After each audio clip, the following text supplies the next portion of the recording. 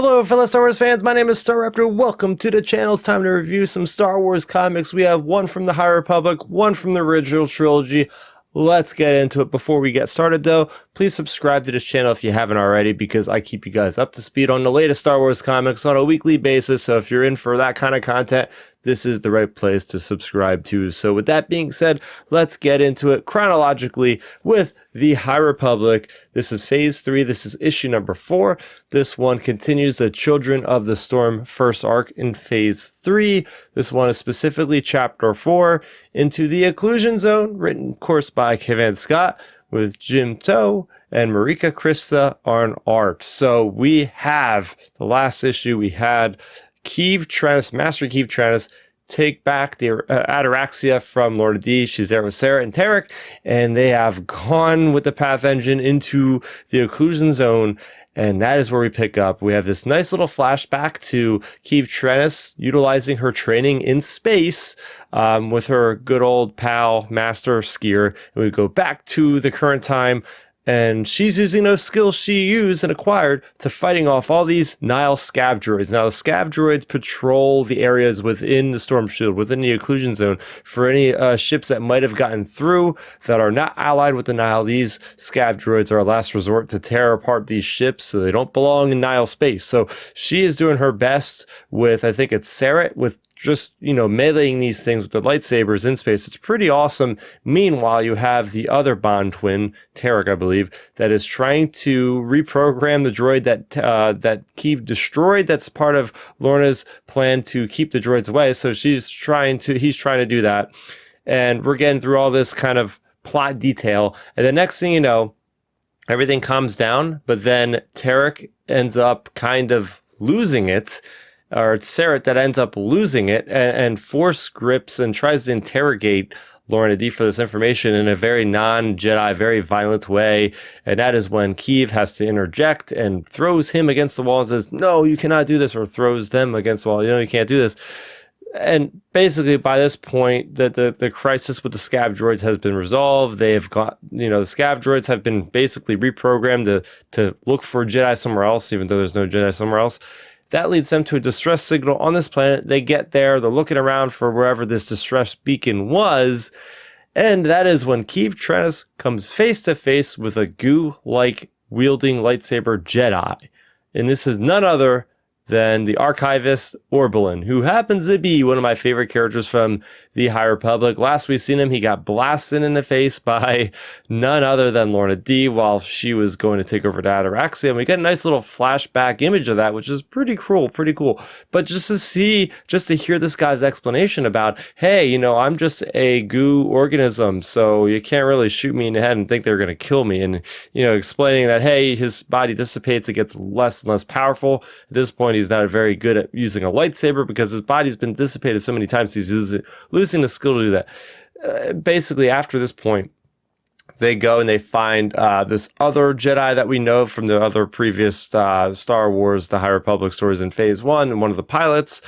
And they are able to give information to Keeve saying, okay, your buddy Skier is alive and has gone crazy. And we've known this from the different images we've seen so far. So as when Keeve goes along and she begrudgingly takes Lorna D with her and ends up actually letting her free from her manacles, because Lorna D convinces her she's not going to be much use if she's got those on if Skier goes crazy. And that's where we leave off in this issue. We also do get the information that the children of the storm have a nameless on that planet. So there's a lot of things that could go wrong. But yeah, I really enjoyed this story. Very straightforward, but very cool seeing the tensions are high even between the Sarah and Tarek as Bond twins. They don't agree on everything, which is very interesting because they're melded by the mind, and it's still that way. But yeah, seeing Orbalin, absolutely loved it. Getting into the ongoing for Star Wars, issue number 44. This starts us off on a brand new arc called The Trial of Lando Calrissian Part 1. First and foremost,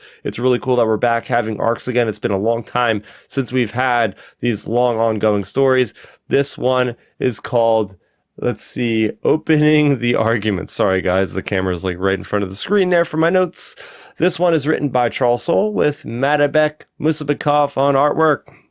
And Lando Calrissian is in jail, and we open up with the Jedi, with the not the Jedi High Council, the rebellions, the Rebel Alliance's High Council. We have Mon Mothma, we have Akbar, we have Leia, we even have my good old buddy Crix Madine, and they're all discussing what's going to happen with Lando after he sold out the rebellion to Jabba the Hutt with this talkie droid. That's where the whole crux of this issue lies.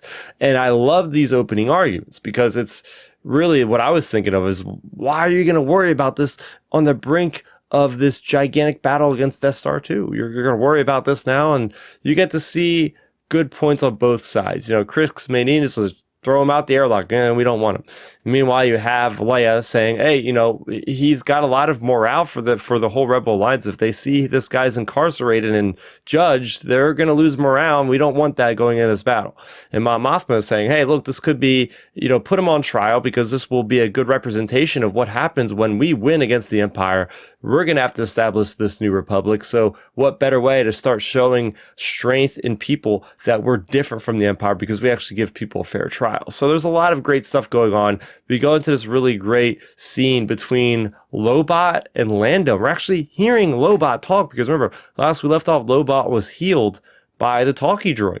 And we're actually seeing Lobot actually having organic conversations with Lando, and Lando is coming to grips with himself, feeling pity for himself, self-pity, feeling selfish, and just saying, like, maybe all the bad deeds I've done in my life, it all has led to this. I should just accept it. So it's very interesting there. Lando ends up calling in a favor from this associate we find out from Revelations #1, and this associate is just everything that shouldn't be with a lawyer, because they are acting like they do not know what the heck is going on. They're stalling things. They're in the courtroom.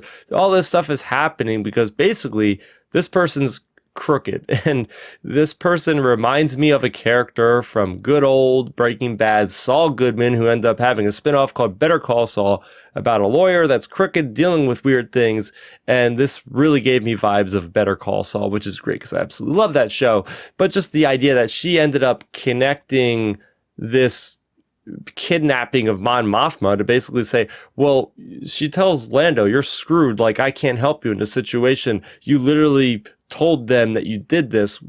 We can't do anything but make them uninterested in what is happening now. And he's saying, how do you do that? And apparently she planned a hijacking or a kidnapping attempt of Mon Mothma. It's like, well, that's one way to get out of trouble, is to get one of the magistrates, if they will, to be kidnapped. They're not going to care about Lando as much when you have the leader of the Rebel Alliance that has been kidnapped. So I was a little bit, not really expecting this to be this way. I was not looking forward to this arc, because I said, oh, it's going to be boring, lawyer court stuff for 4 issues of Star Wars at this time where it needs to really flourish, and we're getting this. So I really did enjoy how they did this. They added the stakes. They added more to the overall story.